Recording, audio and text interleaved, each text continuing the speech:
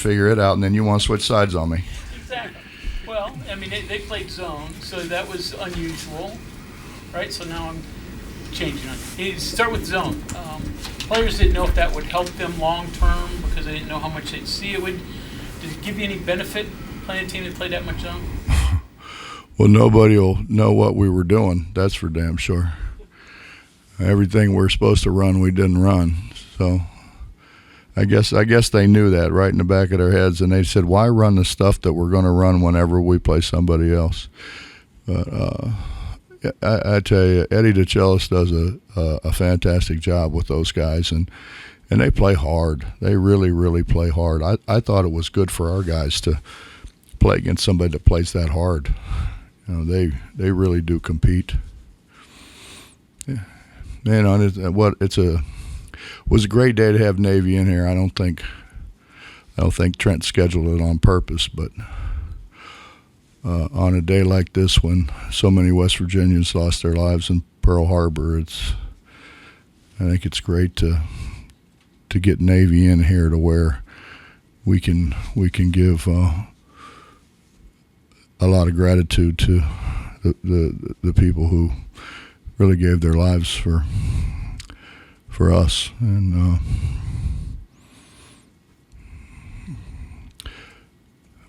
I wish we could have brought them all in. I think that would have been terrific, but it's kind of impossible. Probably use some different lineups, 3 guards, 4 guards, just a product of the day, or is that something you want to see? Just trying to get some guys some playing time. You know, we got guys there that deserve playing, and like Kobe deserves more playing time, and Seth deserves more playing time. You know, JoJo's getting so much better. I mean, that guy for a freshman gets a lot done. For anybody, he gets a lot done. Just trying to get guys playing time. You know, James needs playing time. Mo needs playing time. And it's hard to get them playing time when they don't do what they're supposed to do, because then everybody else gets out of whack. But we've got to keep playing those guys as long as we can.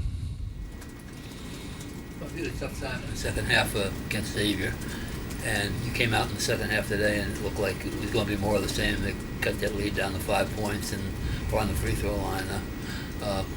Got any, I don't want to say explanation for it, but what does happen? Bob, I really don't know. I can only guess. I think sometimes, I think part of it is we haven't played a whole lot together yet. I think that's part of it. We got guys from all over the place, and so you got guys who have been taught different things than what we're trying to teach them, and you know how that goes. I mean, they do it for a while as long as you're standing on top of them, and then when you get away from them, they go back to whatever it is that they're more comfortable with, and I think that's without a question that's part of it, and then play together. You know, you think about. I mean, Eric came from South Carolina. Joe comes from Iowa, and I mean, you've been around it way long enough to know that everybody plays different, and so it only makes sense that, you know, at times they kind of get back to playing the way they played before, which doesn't necessarily fit into the way we're playing now. That's the best I got, Bob. Defensively, still playing in spurts there. How do you develop more consistency on that end? Stay in front of your man.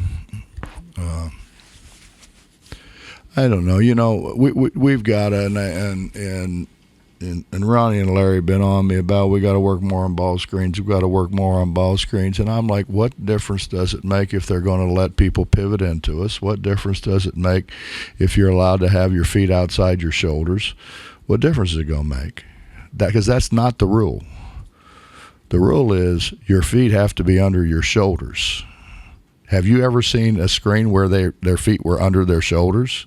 I haven't. But I sat there for 3 weeks. 3 weeks with the rules committee, and that's what that's what the majority wanted. And we don't do it. And we don't officiate it that way. You can't pivot into guys. That's not legal. Or it's not supposed to be. Excuse me. I misspoke. It's not supposed to be. So, I think there's a lot of cleaning up needs to be done. On our part, certainly on our part. I don't know. I don't know whether we should push up and go under. Because I don't know if we push up and go, to go under, they're just not going to push our guy into our guy going under. It's as much as they want consistency from the players, we need consistency from everybody involved in the game. Coach, there was a point in the game where Navy had the chance to cut it to a 4-point game. They missed it. How important was it to just kind of get a turning point like that? Because you went on a 27-12 run after that. Well, it was important to stop the bleeding at some point in time. I mean, I don't know if that was the right time, the exact right time or not, but at some point in time we had to get it stopped and get it turned. That just happened to be the time. Coach, it sounded like Joe said the guards got together and kind of put Xavier loss on their shoulders, needed to be better. Eric has 13 tonight, I believe. Joe had 12 and 7, and Keedy 11 and 7. What do you think of maybe their response here tonight? I mean, what I think is they should do that every night. They're capable of doing that every night. So if you're capable of doing it, you should. What do you think the difference was tonight? Was it just doing it, or What do I think of what? Why do you think there was a difference tonight? Well, Eric came out shooting it in. It's a hard game. It's a different game. You don't always shoot it well. He came out today particularly early and really shot it. Trey came out, didn't shoot the first couple very well, and then he got on a roll. Joe and Keedy's game is a whole lot different. But the way they were packing it to try to make us shoot it over top of them, somebody's going to be open. They left those guys open. Joe has been pretty consistent, really. I mean, honestly, when we got him from Iowa, I didn't think he would shoot it that consistent. I thought he would be able to get it at the rim, and defensively he's really good. I didn't think he would shoot it as consistently as what he shot it. Keedy's worked really hard in the summertime, and he's shooting it better than he's ever shot it. So, I mean, obviously, if those guys are open, we want them to shoot it. I imagine you came into the season thinking Keedy and Joe not on the floor at the same time, pretty much. They look pretty good out there. Times they've been there. I don't know if you can do it. How that would work out in the Big 12. Well, Bob, here's what scares you. He's like today. Keedy got 2 fouls, like bang bang. It's scary to have both of them out there at the same time, because if you get one of them in foul trouble, you have no sub, really. Unless we're gonna play the freshman, who's really not ready yet, but we don't have anybody else. That's why I played Kobe at the end. I played him at point guard, because we need another guy, and I think Kobe with his size could maybe bother some point guards, because he's got really good feet, and he's had really good coaching, growing up. So I was hoping that maybe we could have him play some point to take one of those guys off the ball and maybe give the other one a rest. But who knows? Who knows how it all shakes out?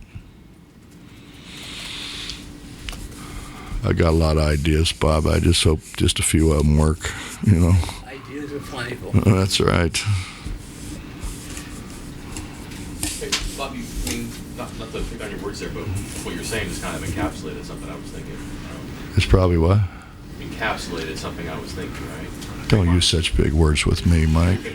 But you do have players, and you talked about the flexibility, all the different combinations, different players. And I understand it's part of non-conference, but it's not necessarily a bad thing. You're still learning, I would think, too, right? It could be frustrating, I'm sure, but there could be positives as well.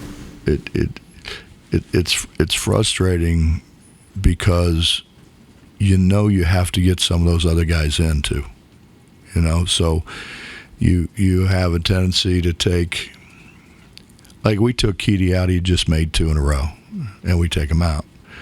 When he's looking at us like, "What are you doing?"